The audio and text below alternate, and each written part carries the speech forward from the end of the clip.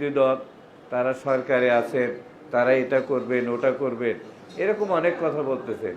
MP উপজেলা চেয়ারম্যানই, ইয়নই, OC, তাই না? কোনো দলের আর কিসের কি এটা দেখার সময় নেই।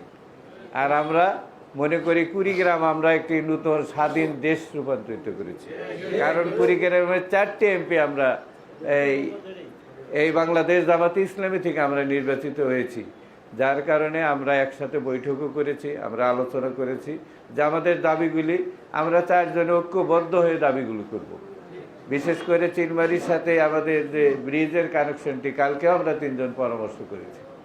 তা এখন যে বিষয়গুলি সেটি হলো আমাদেরকে কাজও করতে হবে, ধৈর্যও ধরতে হবে, নিজেদেরকে ধৈর্য ধরতে হবে। আমরা একেবারে অল্পতেই যেন কেউ বেশি খুশি হয়ে না যায়, আবার অল্পতেও যেন কেউ বিরক্ত না হই।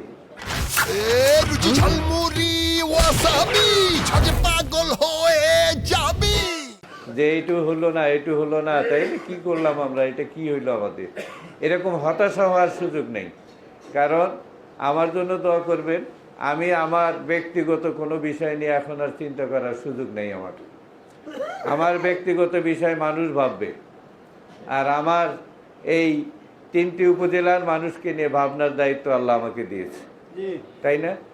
এটিকে আমার ভাবতে হবে এবং আগামী দিনে আপনাদের সাথে নিয়ে এই এলাকার যে উন্নয়নগুলি, যে কাজগুলি আমি নির্বাচনের সময় বলেছি, যে কাজগুলি প্রাথমিক পর্যায়ে হাত দেওয়া দরকার সেটি আমি দেব, এবং পর্যায়ক্রমে আপনাদের সাথে পরামর্শক্রমে আমি উন্নয়নের কাজগুলিকে হাত দেব। অত্যন্ত